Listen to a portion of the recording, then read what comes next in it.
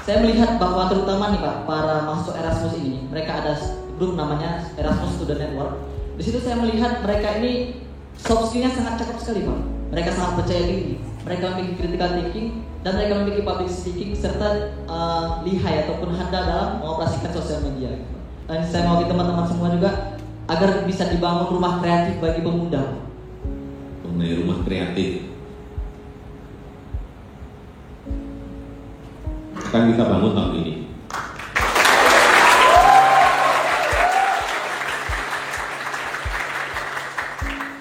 Tidak kecil, saya ingin buat contoh satu dulu, gede. Kreatif Hub ada di Banda Aceh. Kita mulai tahun ini senilai berapa ya? Kira-kira 140 miliar. Gede banget ini. Saya tidak ingin dikelola oleh Pemda, maaf Pak Bu, tidak dikelola oleh provinsi, tetapi dikelola oleh yang muda-muda.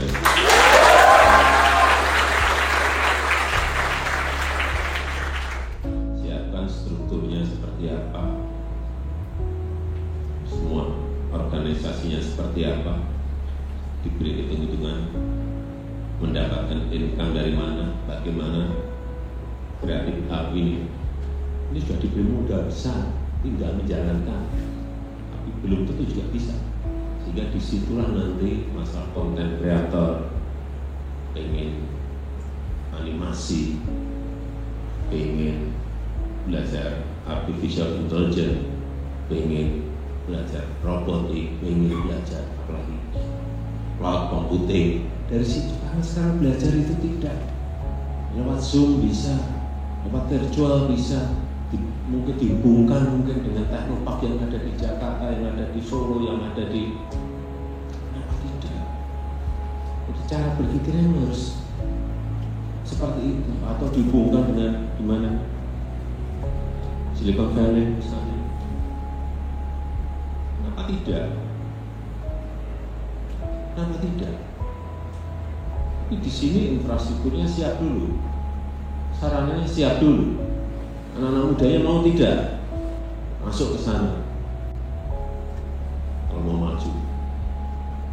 Diri kita sendiri, saudara-saudara miliki sendiri, itulah yang menjadi bekal paling besar untuk melompat. Ada peluang sekecil apapun, gunakan. Jadi jangan ada yang berpikir tidak mungkin meraih sesuatu. Enggak, kita mau atau tidak mau, bahwa ada rintangan, ada tantangan, semua hidup itu mesti seperti itu. Karena memang ke depan itu negara yang cepat itu akan mengalahkan negara yang lambat, bukan negara yang besar mengalahkan negara yang kecil, tidak. Provinsi juga yang sama. Provinsi yang cepat akan mengalahkan provinsi yang lambat. Kabupaten yang cepat akan mengalahkan kabupaten yang lambat. Saudara yang cepat akan mengalahkan saudara yang lambat. Dan kecepatan. Saya sangat memperhatikan tentang pariwisata di Indonesia. Nah, di sini yang menjadi pertanyaan saya adalah ketika berkunjung ke destinasi wisata yang ada di Aceh, saya melihat adanya problem-problem di masyarakat, yaitu yang pertama dari aksesibilitas jalan. Artinya keindahan dari Kabupaten Aceh Utara dan Lok Sumawe sudah ada, namun akses jalan yang kurang baik. Sebelumnya saya juga ada pantun, tapi pantun bahasa Aceh.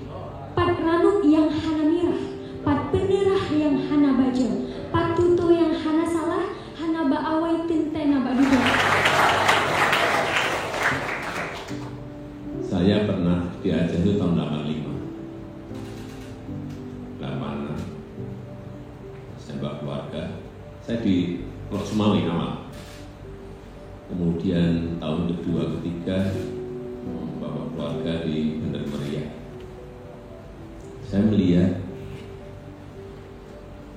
provinsi ini memiliki potensi yang sangat besar, pertaniannya, perikanannya, pariwisatanya, sumber daya alam, lautnya, energi gas dan minyaknya gede sekali, perkebunan, pertanian besar sekali.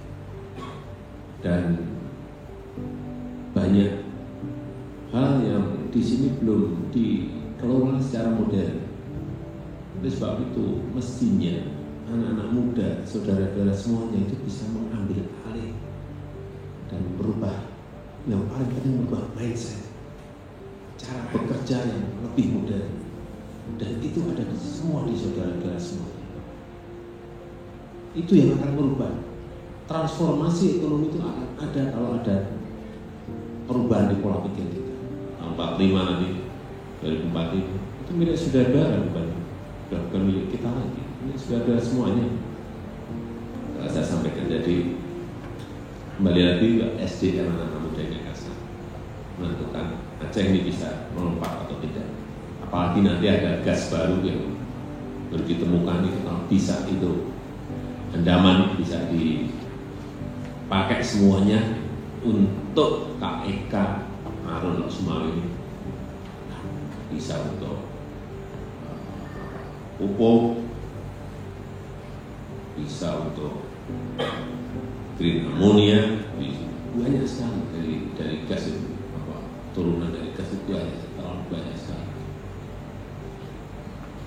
Jika industri semuanya akan mendekat, terutama yang green industry akan mendekat semua sekali. Setiap tahun itu 2-4 kali kita dilanda banjir, sehingga membuat perekonomian masyarakat yang karena mayoritas 60% itu petani, sehingga sering jeblok. Waduk Keruto yang Bapak resmikan untuk dibangun Bapak beberapa tahun lalu itu belum selesai Pak. Padahal itu bisa menampung 30% banjir yang ada di Aceh Utara. Pak, bagaimana penanganan banjir ini bisa terintegrasi dan proyek-proyek secara nasional ini bisa diselesaikan untuk kemudian menjawab permasalahan Aceh Utara itu Pak? Banjir itu problemnya karena di atasnya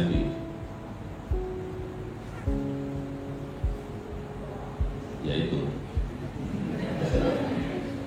Saudara tahu semua itu mestinya yang mudah-mudahan mengingatkan.